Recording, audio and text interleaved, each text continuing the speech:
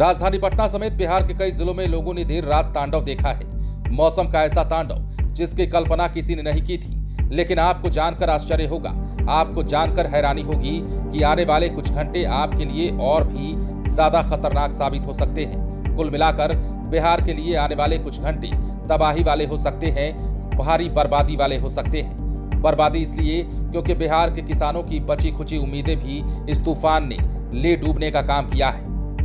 देर रात बिहार में 60 से 70 किलोमीटर प्रति घंटे की रफ्तार से तेज आंधी और बारिश का दौर जारी रहा। राजधानी पटना समेत कई जिलों में ये मौसम में बदलाव देखा गया। लेकिन अब मौसम विभाग ने जो चेतावनी जारी की है वो और डराने वाला है और यह आपको बताने वाला है कि आने वाले कुछ दिन आपके लिए कैसे खतरनाक साबित हो सकते हैं। लेकिन उससे पहले राजधानी पटना समेत बिहार के 34 जिलों में शुक्रवार को शाम से देर रात तक तेज आंधी के साथ बारिश हुई। 50 से 70 किलोमीटर प्रति घंटे की रफ्तार से हवा चली। गया, मुजफ्फरपुर, मोतिहारी, वैशाली समेत कई जिलों में रात 10 बजे के बाद आंधी और गरज के साथ तेज बारिश हुई, जिससे फसलों को भारी नुकसान हुआ है। पटना समेत कई शहरों में बिजली गुल हो गई। कई जगहों पर ओलावृष्टि भी हुई है। राज्य के सभी जिलों में आज भी बारिश के साथ आंधी और गरज तड़क की संभावना है। किसानों को विशेष सावधानी बरतने की सलाह दी गई है। पटना में देर रात तेज आंधी से राजापुर पुल, कंकड़बाग, दानापुर, पुल रोड, रूपसपुर समेत अन्य इलाकों में पेड़ टूटकर गिर गए। इससे आवागमन बाधित हुआ। कंकड़बाग, बोरिंग रोड, डाक बंगला, आयकर गोलंबर, आशियाना, दानापुर सहित कई इलाकों में तेज आंधी के कारण बिजली आपूर्ति भी बाधित हो गई। हालांकि कुछ घंटे में विद्युत व्यवस्था को बहाल भी कर दिया गया। राजधानी पटना में 50 किलोमीटर प्रति घंटे की रफ्तार से हवा चलने के साथ मध्यम स्तर की बारिश हुई है। आंधी में रामनवमी को लेकर मौर्य लोक परिसर के समीप बनाया गया अस्थायी गेट गिर गया। इस कारण वहां अफरा तफरी जैसी स्थिति रही। देर रात तक रास्ता भी ये बंद रहा। पटना में शुक्रवार की रात तेज आंधी और बारिश के बीच बिजली आपूर्ति चरमराई। 33 केवी के 6 फीडर और 11 केवी के दर्जनों फीडर ब्रेकडाउन कर गए। इसके अलावा अब हम आपको मौसम विभाग के ताजा अपडेट की ओर ले चलते हैं। मौसम विभाग ने क्या कुछ कहा है पिछले 24 घंटे के दौरान की बात भी करेंगे, लेकिन सबसे पहले सुपौल, किशनगंज, कटिहार, अररिया, भागलपुर और बांका में ऑरेंज अलर्ट जारी किया गया है। इन जिलों में तेज तूफान के साथ भारी बारिश की चेतावनी है। इस दौरान 50 से 60 किलोमीटर प्रति घंटे की रफ्तार से हवा एक बार फिर चल सकती है।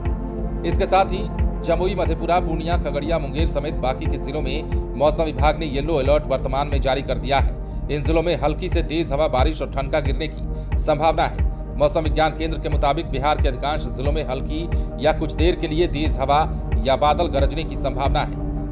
मौसम विभाग की माने तो बिहार में अगले 48 घंटों के दौरान राज्य के कई हिस्सों के अधिकतम तापमान में 3 से 5 डिग्री सेल्सियस की कमी होने की संभावना है। इसके बाद अगले 3 दिनों के दौरान बढ़ोतरी होने की संभावना है और इसके साथ ही अगले 48 घंटों में ही राज्य के कई हिस्सों में न्यूनतम तापमान में 1 से 4 डिग्री की कमी होने की बात भी कही जा रही है।